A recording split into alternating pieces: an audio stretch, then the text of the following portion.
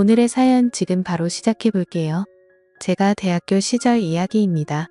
당시 제가 살던 곳이 지금은 땅값도 올랐고 아파트가 들어섰지만 그 당시에는 그냥 서울 구석탱이에 있는 평범한 동네였습니다. 저희 집은 근처에 대학교가 있었고 한옥 모양 단독주택이라서 동네에서 그 한옥집 하면 다 알 정도로 유명한 집이었습니다. 그 시기에 그 근처에 사셨던 분들은 제가 누구인지 짐작하신 분들도 있겠네요. 어머니가 토홀어머니셨어서 한옥집 아주머니 하면 동네에서 모르는 사람이 없었거든요. 아무튼 저는 그 한옥집 첫째로 동네에서 유명한 사고뭉치였습니다. 대학도 다니다가 휴학을 했고 군대 다녀온 뒤로부터는 그냥 집에서 노는 게 일이었습니다. 그러다 어머니께서 보다 못했는지 저를 미국에 있는 삼촌한테 보내버렸고 어쩌다 보니 거기서 대학교를 다니게 되었습니다. 정신 차리고 공부하려고 했지만 솔직히 영어 한마디도 못하는데 미국 생활이 얼마나 수월했겠습니까? 결국 거기에서 만난 한국인 유학생들하고 사고만 더 잔뜩 치고 다니다가 결국 학교에서 쫓겨나게 되었습니다. 미국은 학생들이 가망이 없다 싶으며 나이에 내쫓아버리더라고요. 그래서 결국 3년 만에 그렇다 할 졸업장 하나 가져오지 못하고 귀국하게 되었습니다. 집에 들어가면 그래도 3년 만에 보는 아들인데 반갑다고 보고 싶었다고 좋아하실까? 아니면 정말 어디 뭐 똑바로 할 줄 아는 거 하나 없다고 그나마도 비싼 돈들을 유학 보내놨더니 학교 잘려서 돌아왔냐고 욕먹고 두드려 맞을까? 이런저런 생각이 들어서 집에는 들어가지도 못하고 여행 가방 하나 들고 집 근처 전봇대 근처에 숨어서 들어갈까 말까 고민을 하던 차였습니다. 그러면서 시간을 보내고 있는데 골목 어귀에서 여자들이 웃고 떠드는 소리가 들리더군요. 그 와중에도 여자 좋아하던 버릇은 못 고친 건지 여자들 웃음소리가 들리니 고개가 절로 그쪽으로 돌아가더라고요. 딱 봐도 근처에 있던 대학교를 다니는 여대생들로 보이는 무리였습니다. 그 중에서도 단연 돋보이는 미모를 가지고 키도 가장 커서 모델 같아 보이는 여자와 눈을 딱 마주치게 되었어요. 그런데 그녀 눈에는 제가 얼마나 수상해 보였겠습니까?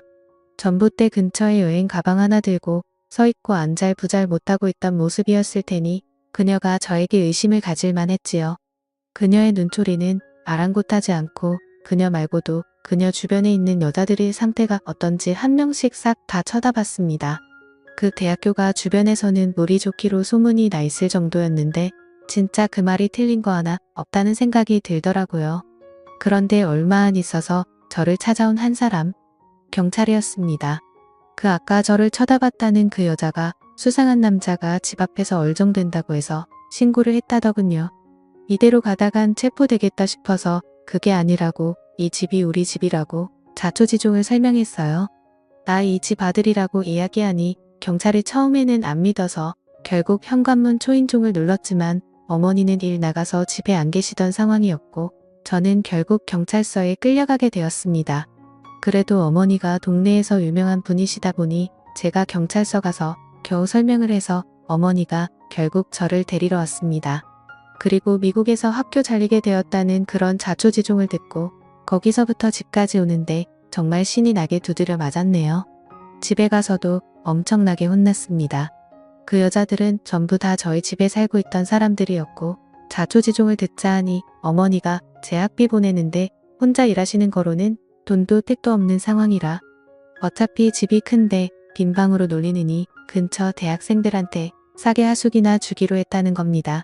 처음에는 어머니도 집에 남자가 있는 게 낫겠다 싶어서 남학생 위주로 받았는데 어머니 혼자서는 감당도 안 되고 그래서 여대생들로 바꿔받게 되었다고 하더라고요. 심지어 제가 쓰던 방까지 이미 그중 한 명이 차지한 상황이라서 저는 다락방 신세를 지게 되었습니다. 여자들은 난데없이 남자가 같이 살게 되어서 불편해했던 것 같은데 이 집 아들인데 내쫓을 수도 없는 상황이라는 걸 이해해줬는지 방세 몇 달치 깎아주기로 하고 그렇게 합의를 봤습니다. 저를 경찰에 신고했을 것 같은 그 예쁜 여자가 특히 저를 많이 불편해했습니다.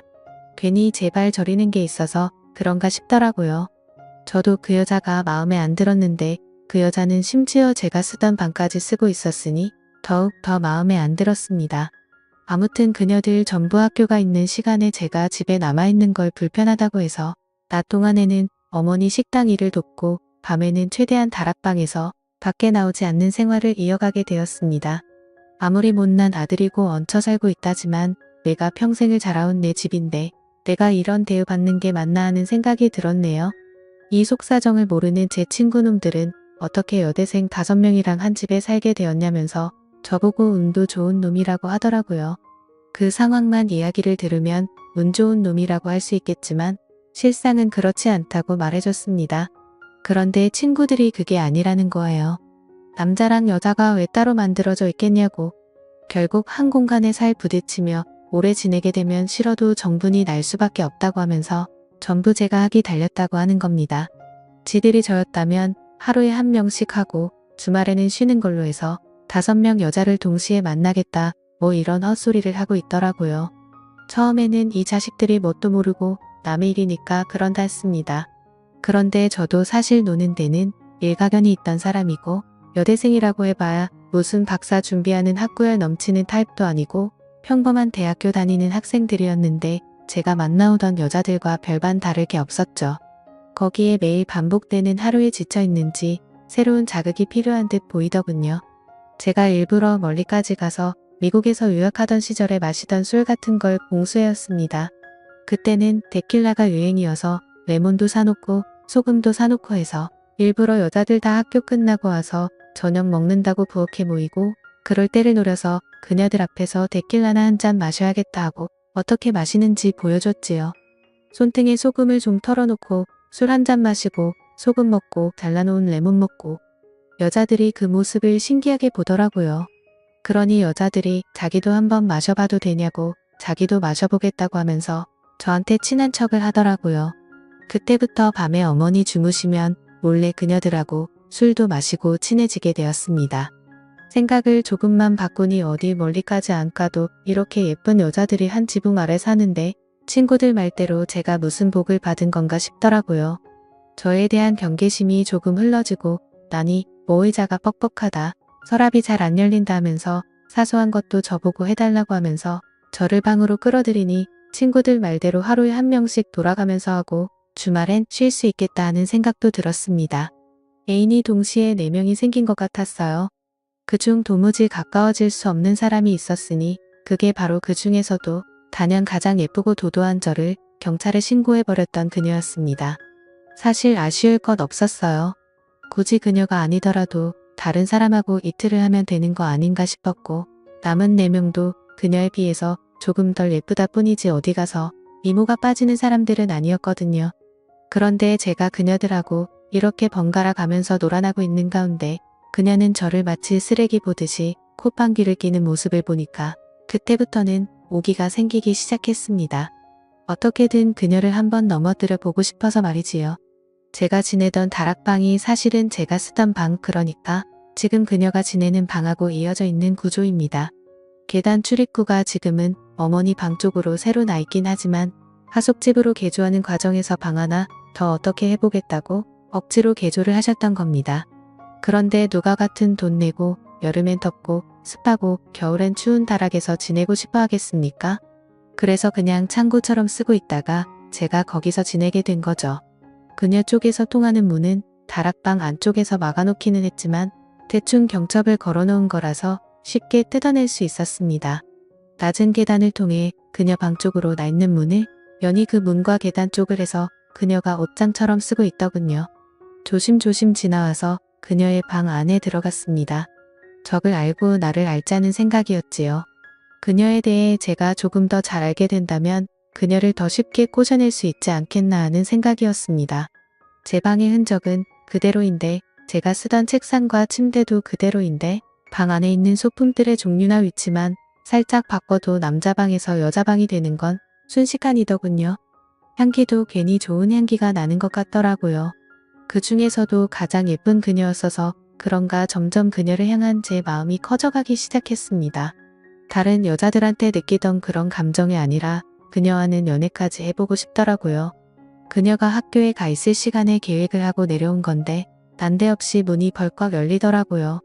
그녀가 과제해 놓은 걸 두고 나와서 학교에서 집까지 가지러 온 상황이었고 문은 밖에서 잠겨 있는데 방 안에 서 있는 저를 보니 그녀는 얼어붙어서 말도 못하고 있었습니다. 그녀가 소리를 지르지 않을까 그녀에게 바짝 달라붙어서 그녀에게 소리 지르지 말라고 빌었습니다. 이미 그녀 때문에 경찰서도 한 번 다녀왔는데 이번에는 경찰서 다녀오는 걸로는 끝나지 않겠다는 생각에 두근두근했습니다. 그런데 어이가 없는 게 오히려 그녀는 이런 스릴 있는 상황을 즐기더라고요. 오히려 그녀는 저의 이런 행동에 더 강한 매력을 느꼈던 것 같습니다. 상황이 주는 스릴감 같은 게 있잖아요. 그 후로 그녀는 정말 두 눈에 보이는 게 없는 것 같았습니다. 어찌 보면 그동안 술 한 잔 같이 먹이며 잠깐씩 시간을 즐기던 같이 사는 그녀들은 정말 아무것도 아니었어요. 누구보다 강렬하게 그 순간의 시간을 보내고 나서 그녀와 사랑에 빠지게 되었습니다. 그녀는 이런 위험천만한 연애를 하고 싶었다고 하더군요. 유치원 선생님이 장래 희망인 여자의 또 다른 면모를 본 것 같았습니다.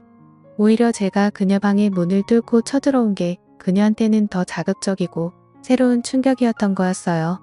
하지만 그녀는 한 발 더 나아가서 같이 사는 사람들한테는 우리 사이가 아직도 서로 쌀쌀 맞은 상황인 걸 유지했으면 좋겠다고 제안을 하더라고요.